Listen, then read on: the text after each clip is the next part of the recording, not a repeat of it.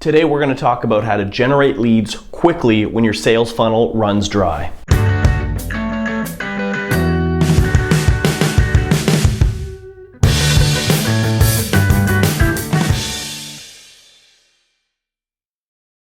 So we've all been there before where maybe all your projects have finished and there's no new leads coming down the pipeline, there's no new proposals being put out, and you start to panic.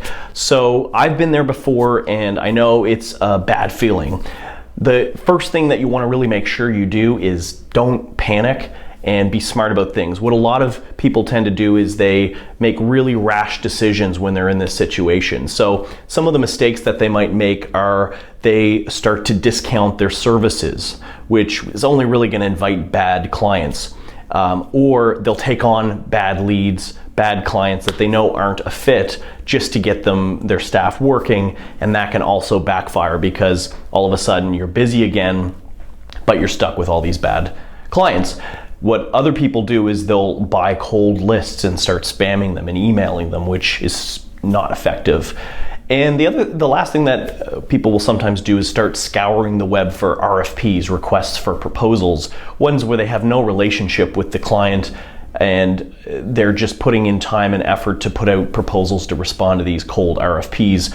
Also a huge waste of time. So these are things that you don't want to do when you get into this situation where you've run out of leads and you need to get some sales in the door.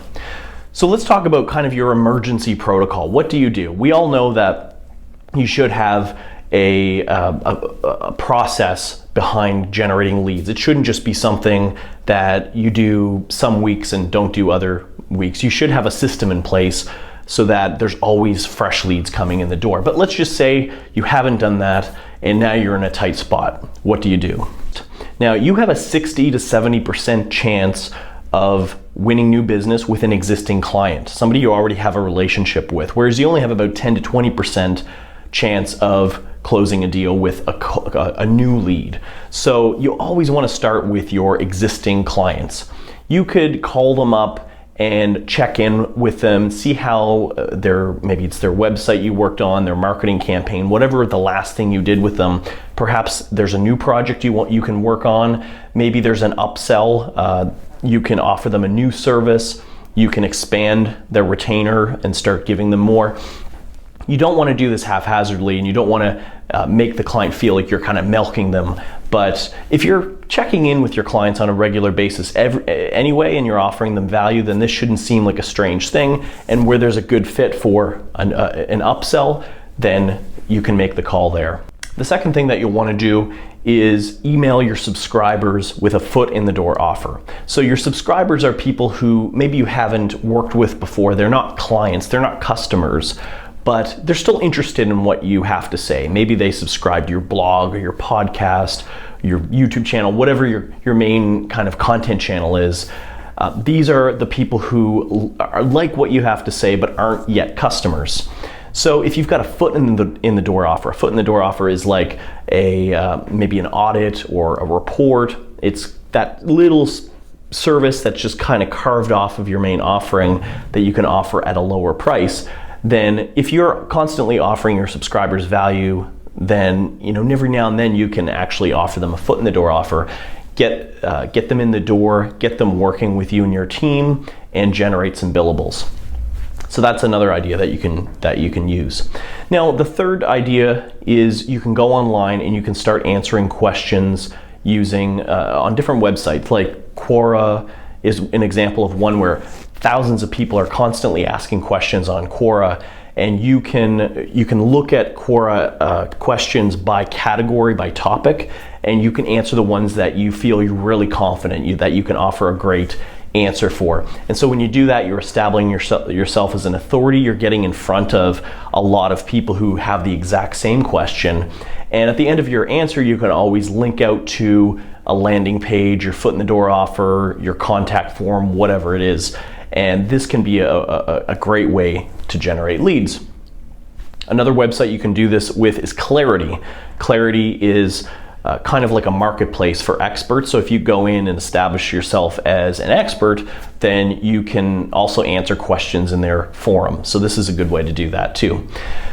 The fourth way would be to host a webinar. So this would be an online event where you're talking about a certain topic, obviously related to what you do, and establishing yourself as an expert. The only difference is that you're promoting it maybe through Facebook advertising, through other kind of pay-per-click advertising. You're getting a lot of people onto this webinar and attempting to close a couple of deals this way.